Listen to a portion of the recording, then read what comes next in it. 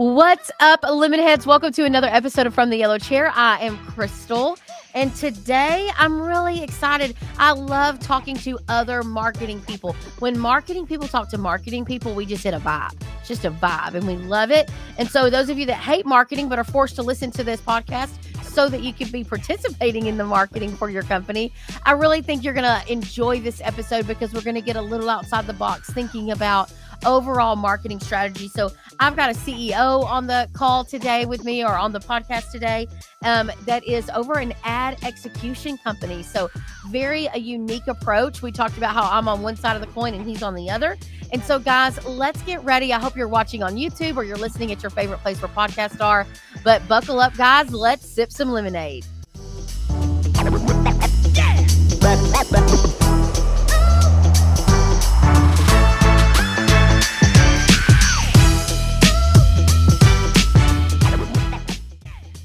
All right, Skip, welcome to the Lemonade Stand.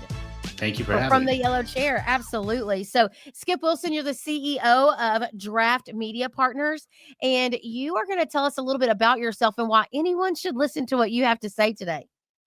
Absolutely. Well, my whole career has been in like one industry, which is the advertising industry. So it's Perfection.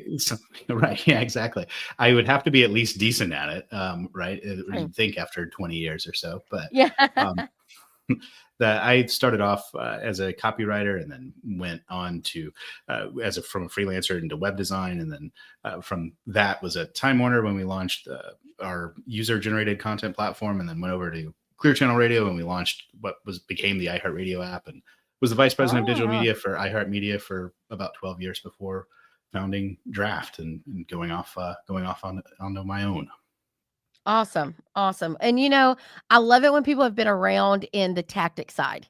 So Yes. you've seen success, you've seen people not do it right, you've seen people do it completely wrong, like you've seen people make a disaster of themselves. But I love that today we're going to be talking a lot about marketing feels all over the place for a lot of people, and how Mhm. contractors are not alone in that. So let's start off with why systems beat scatter every single time, right? So you've worked with everyone from radio giants to these small service shops. Why do you Yeah. think so many home service businesses are really struggling to get their marketing maybe organized or off the ground? I have my own opinion of this, but I'm very curious about what you think.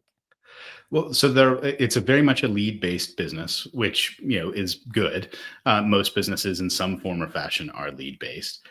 We'll say because of that focus, though, only on the bottom of funnel, it causes like hit or miss advertising sometimes. And there's good and bad on both sides. Like sometimes there's been plenty of businesses that made an entire career off of Facebook ads, and then when Facebook changes their algorithm, it completely blows up their model.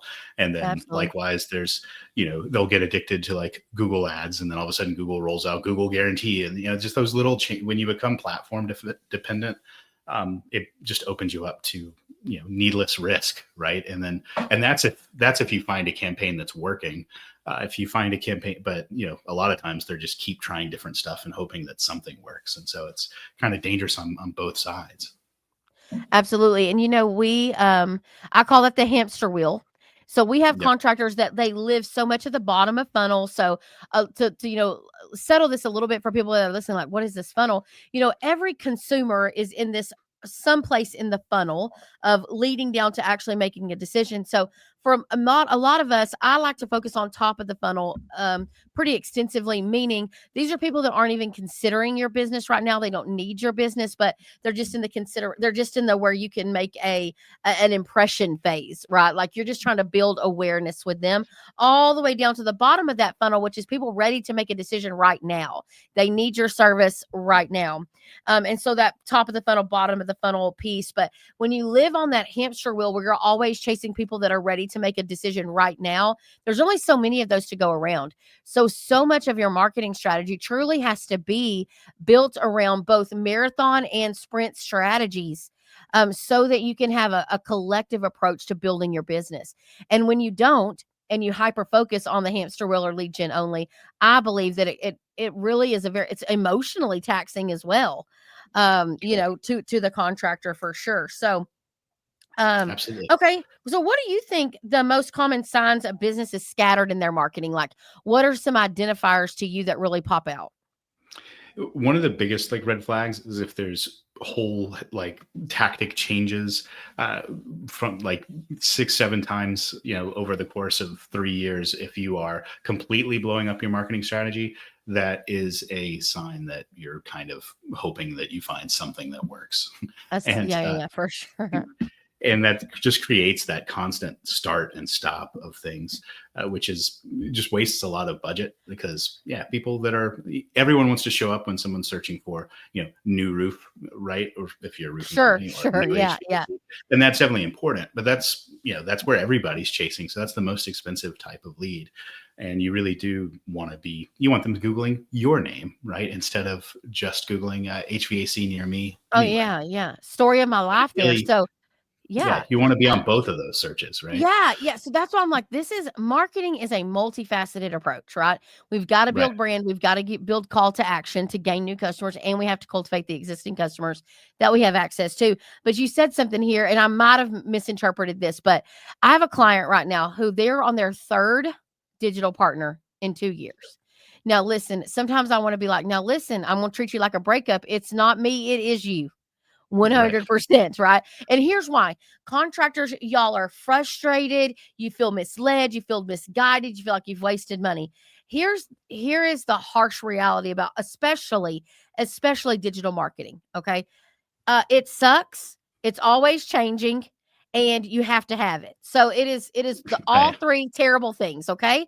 But once you go, okay, this is a game that I've got to play. It does not behoove you to constantly be biddly bopping around to all these different vendors, okay? You Right. must get connected with someone that you trust. So this is what I recommend when you're interviewing digital agencies, right? I recommend that this is what Lemon Seed's going to do. Tell us your secret sauce. Why are you different than anyone else? And what you're listening for are what are their strategies? What are their techniques? What are their philosophies? Okay. Digital marketing is something that you have to have a thought around. You have to have a way that you do it. So that's why there are several good digital marketing agencies, especially in the home service space. But the reason that they're all good is they all have a different strategy, a different way Right. they approach and they interpret Google's information back to them, the way they approach AI. So it doesn't behoove you to jump around. Because it's like you're starting and stopping, right? Like you're just like start, stop. And then you're mad that they're not performing when really those are marathon approaches, especially those of you that are looking for SEO. Now, if you're over Yeah. here on the PPC side, right, Google local service ad side, other types of paid ad spending like that, those should have a little bit quicker. But honestly, you're just not doing yourself any favors by jumping around. That's right. Yeah. If we're meeting with an end advertiser, most of our stuff is white label or behind the scenes of other companies. But when we are meeting with an end advertiser, and they've had 2 or 3 companies over the past say 5 years, and they want a tactic like SEO, which can take a year or more to pay off, I completely avoid that topic with them because I'm like, they're not going to have the patience for it. I know that Correct. it's, I'm not going to give them a 12-month strategy when I know that they're jumping around every 6 months or so. Yeah, absolutely. Absolutely. So, what do you think is the first system that maybe contractors should prioritize? So I think the first thing is figuring out like who is your audience, and then like specific to your company, like you said, what makes you different, and then who cares about that, and then you figure out who your audience is, get that defined. Then you figure out what that thing you're trying to get them to do is, whether it's phone calls or form fills or etc. And then from that you build out the media plan, which whether you're having a professional do that or not, what that does is then that insulates you so that if Facebook makes a change or Google makes a change or a platform makes a change, you go, okay, well, where is this audience now? Maybe they left this platform and went over to this other platform or did something else. But it gives you sort of hooks to sort of change a campaign so that when you start it, if it's not generating the results that you want, you know which piece to move on. Like, do we try a different audience? Do we try a different message? Do we try a different result? If we were Right. heavy on phone calls and they're not converting, then let's go heavy on something else. It sort of gives you sort of 3 levers to pull to adjust to actually get something that's performing consistently. And Yeah. then you can sort of pick it up and plug it into any number of things. I love that. So let's go back to the ideal audience, your Yeah. audience. So if you're marketing to everyone, you're really marketing to no one, right? So true marketing is about pulling emotions. This sounds so corny. Some of y'all are going to be like, womp, womp, womp, Crystal. But Right. really, at the end of the day, this is a messaging play. So you've got to figure out how to get some cool messaging, some cool offers, some cool calls to action in your mix that really are speaking directly to your audience. You cannot afford to speak to every single person out there. So when you look at Walmart knows, they've got all the rollbacks because they Yep. know who they are talking to. They have identified their customer versus Target. Everything Target is not looking for bottom dollar shoppers. That's not their plan. Right. They know it, they own it, they lean into it, right? So you have to know your audience. But the other thing that you said here is a unique selling position. So let me tell you things that are not unique selling positions any longer. Family owned and operated. Now, y'all are going to laugh at this. It might get that way as private equity continues to swallow up things. Sure. Okay. But right now, family owned and operated, unless you really, really lean into the family piece, like you go this traditional, wholesome family route, or to be honest, the other direction, maybe you're wanting to be a lot more open minded of what families could be. Again, you'd have to lean Yeah. hard into that. Also, like when you use any words that you have to tell people, so like we're trustworthy. Okay, well, you're probably not. Yeah. Right? We're Exactly. honest and loyal. I hope so. Right? So you got to get past those things and you got to dig deeper of, are you the client that has are you the contractor that has multiple financing options? Are you the client that's the contractor that's open Monday through Sunday 7 a.m. 7 p.m. no overtime charges? Are you the client that does same day install? Like, what is unique about you that not everyone, if you can look at your ad and put anybody's name at the top of it, it's not you. It's not Ex- unique. It's not standing out. It's not growing anything. And then you also mentioned levers. Levers are such a core component of what Living Seed offers, which is basically backup plans Right. for us. We want to have like backup plans to where, man, when lead volume is low, what could we do? And I'm going to tell you that you need to already have your partner stack, meaning like these are all of the vendor partners that I have in my quiller here of arrows that I can pull out to shoot. Yeah. So, you got to, if you want to do texting and ringless voicemail drops and things like that, you need to be with Chirp already. So don't wait till you're too late to do that. Get with Chirp now, right? So there's lots of cool Exactly. things that you need to do there. So basically, when you're building systems, right, instead of just chasing tactic after tactic and what's new and whatever's rolling out in front of you, you need to make sure that your marketing is sustainable and scalable, right? So Exactly. let's break down a system or so, right? So what's the ideal stack that you recommend for contractors who want to get their operations and maybe their marketing in sync? Is it like CRMs, and what are you seeing out there? Yeah. So CRM is obviously important. Like there's certain things that you almost sort of have to assume, like if you don't have this in place, you probably shouldn't market yet. And one of those things is some way to handle like a large volume of customers, coming in. And part of that is a CRM. You should also have some sort of lead nurturing in place. In other words, when somebody reaches out or fills out a form or reaches out to you, if they no show on that appointment, you want to go ahead and have some of those automatic responses um, already built out.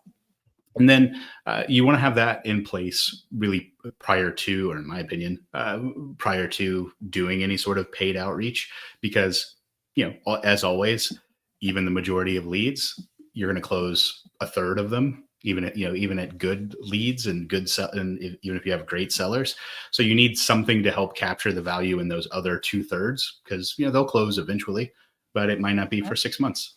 Right, So slow cycle there. exactly.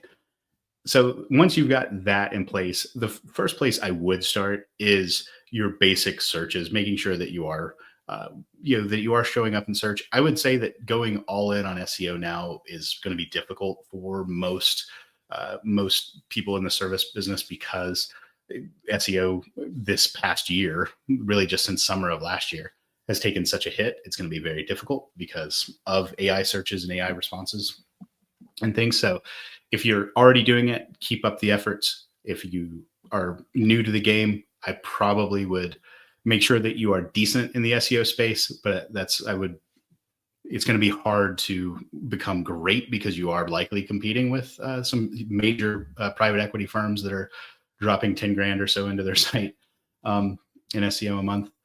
And then beyond that, focusing in on search and keep scaling sort of up that funnel, making sure that you show up in search, then making sure that you are building a brand first in social, but then ideally getting some like video and audio tactics, and even things like, direct mails making a resurgence, and doing well in the home services space, and performing well. It's not something that you want to do every single month, unless we have a way where you can target direct mail to people who have come to your site and haven't taken action.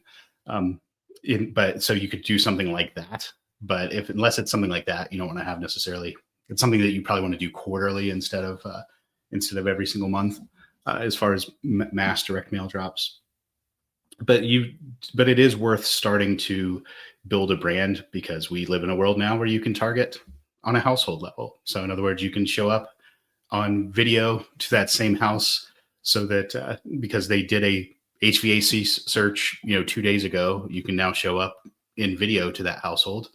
And that's exactly because they most likely, unless they had a very immediate need, they most likely didn't take action when they searched 2 days ago. They're just sort of in that research phase. Yep. Yep. Okay. So love this because I love all these ideas, right? So again, this is a digital play, but I love how it's other options, right? So I love that you were like, people that are visiting your site, you can retarget them with direct mail. Yep. And so it shows intent, right? It shows that they already, number one, they already trusted you. They found you. So now what can they do? Right. Exactly. Like literally for you, you're like, okay, what can I get them to do? And Right. so they showed some sort of interest. And so now you can send them these postcards. Tell me like how, what does that look like? So do they have to stay on the site very long before you send the postcard? What does that look like? They have to. The only thing they've had to have said yes to is sharing their location. So it does require a cookie disclaimer. So Okay. when they come to the site, as long as they say yes to allowing cookies, which 80% of people do, because we're just so used to saying yes, Oh, it's fine. 80% of people say yes. Love it. Yes, exactly. And that is sort of geographically specific. Usually, rural areas say yes at a higher rate. Urban areas say yes at a lower rate. But right across the board in the U.S., it's 80%. And then as long as they do that, then we can. As long as they do that and live in a single family home, you can send them a direct mail piece. I say that Cool. because some people live in like apartment. Now you don't run into that too much in the home services space, because if they live in an apartment, why would they be searching for a roof? But Right. I still want to put that caveat on there because it does happen. Well, and you never know too, like, do they live there and own a rental home? I mean, there's all kinds of little drama that can go on, but Exactly. the risk here, there's very little risk Right. at the end of the day. At the end of the day, so love those ideas there that you mentioned. Love And it social seems media. serendipitous. It seems serendipitous to the person because, let's say that I was considering like a tankless hot water heater. Well, that's not an immediate need, right? Like that's something I could do a little bit of research before I actually pull the trigger on. Mm-hmm. And it's when I get that postcard in the mail, which we usually will do the like 6x9, the big Bigger postcards. one, yeah, And it's like, oh, I was just thinking about this company, yeah. and Oh, they read my mind. yeah, right, exactly. It's like, oh, that's perfect. I was just thinking about them. Yeah, and let And me tell you, like, this is all a part of creative marketing strategies. This is a really good example where it's not perfect for everyone, but it's really good for a lot. And right, it's just about working these things into your strategy. And so, your digital, like, so your website hosting, your SEO, your paid ad strategy, your retargeting strategy, your social media strategy, your direct mail strategy, all of those things require coordination to keep them all rolling on time and when you're doing them. And honestly, guys, budget. So many of you want yeah, caviar over here giving me a tuna fish budget. And so, yeah, there's a difference. You have tuna fish money, then we need it. We need to get the very best tuna fish that we can get, right? So it's not that you don't have enough to be successful. You just have to be very picky and very selective and very intentional. As your budget for marketing grows, then your opportunities and your options grow. And so that's why it's really important that people understand a strategy is more than one tactic. It's more than one avenue of growing your business that you just got to get focused on. And I And would so, encourage, mhm. to that end, I would encourage, like most folks in the home services business are so focused on cost per lead because that was the end all be all of metrics to focus on. But now we live in a world where you can do matchbacks and those things. So we try to encourage everyone to focus more on customer acquisition cost, which if you have, there are fancy ways to track that through like CRM matching and those things. But even if you have just like the poor man's cocktail napkin version of it, of how many customers you had divided, or your media spend divided by your how many customers you had, Yeah. that's such So, a core metric because that matters more. That matters a lot more than cost per lead because we can get cheap leads all day, but they don't convert, right? And then that doesn't do anybody any good. break this down a little bit if you're comfortable. Like, how do you Yeah. tell someone to calculate their customer acquisition cost? Well, so we have, that didn't mean that this to be a shameless plug, but we do have a way using that same technology to take essentially from a CRM, what's the names, addresses, and phone numbers and emails of the jobs that were run in a month and compare that to the actual like ad logs of what households were exposed. So that is a very specific way to get So y'all uh, have a matchback, basically. correct. Okay. Exactly. So, because some things are more trackable than others, like Hulu ads, for example, are you're not clicking them, right? Because they're on your TV. And so you can't get a direct attribution. But if we know that that household was exposed to the ad and then showed up as a new customer, pretty safe to say that that's, at Yeah. least linked. Yeah. It was a part of their journey in some form or fashion. Okay. Correct. Exactly. And so that's the like on the fancier end of calculating that, where you get a very specific number. But like I said, even if you don't, like if you know what your baseline of business is now, and you try a new tactic, compare your, how much did you spend, whatever, let's say 10 grand in advertising, and you had 100 customers, just to make the math easy. Well, that would be that'd be two. Let's say you had 1,000 customers, then you Uh-huh. had um, or hold on, 100 customers, then you have a Yeah. Yeah. thousand Yeah. Yeah. dollar customer acquisition cost, right? And so then it becomes, well, was that profitable or not? And Yeah. So focusing you need to in be able on to that. tell how many actual jobs you ran that month. I Exactly. mean, and listen, it's still tricky. It's still kind of cloudy, but it's still a good metric. And I love Yeah. to see how many new customers you gained every month. Yeah. And so when you really start segmenting out your marketing and what the intent was behind each marketing tactic, so it's really nice to be able to get a broad customer acquisition cost. So what did you spend in marketing that month versus how many customers reacted with your company that month? Now, listen, some of y'all are going to get all bent out of shape over it being, well, what about when they're an existing customer? Well, listen, odds are it's still an acquisition cost, right? You still had to like get them Yeah. re-engaged, especially those of us that aren't on reoccurring service models. So, like you need Right. a new HVAC system and things like that. So definitely an Exactly. interesting thing, but great marketing is really Because not magic. I love my roofing company that did our roof about 4 or 5 years ago. I could not tell you the name of that company Well, for any nor are amount of you, money. yeah, and nor are you going to need them Yeah, right, exactly. very soon, And, right? So, and so yeah, I hope not anyway. yeah, And yeah. then and so in another 5 or 6 years, when I might be in the market again, they're completely out of mind, right? So even though I Hmm. might show up as a previous customer, it would be pure happenstance because I'm Yeah. just gonna search for a new one. And listen, some of y'all hang on to that like it's a prize. And I'm like, listen, again, we love to track new customer acquisition and existing customer turn and how we make those work. So but the good news is, if you look at it this way, marketing is not really magic, right? It's really about momentum and stacking and Yeah. growing different tactics together, and the right systems make it really possible. So that leads me into tracking in general. So I feel like when people tell us, oh, it's not working, something's not working, they're not actually Mm. tracking it. So like they're really going off of their gut feelings. So you kind of mentioned this, but how do you think contractors could get better visibility without feeling like they're overwhelmed with all this data that we just talked about?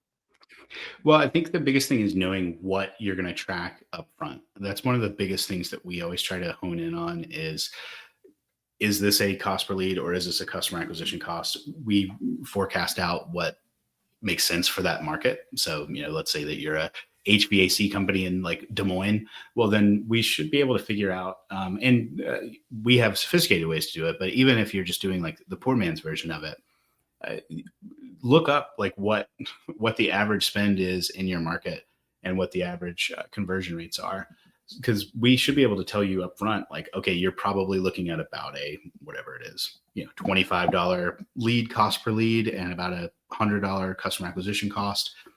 Those are things that should be established up front, and then it just becomes a report card of like pass fail. Like, did we hit that? Usually in that first month is always the one where we're always very upfront about this, because you're taking a guess, right? You're guessing at the creative, you're guessing at the audience.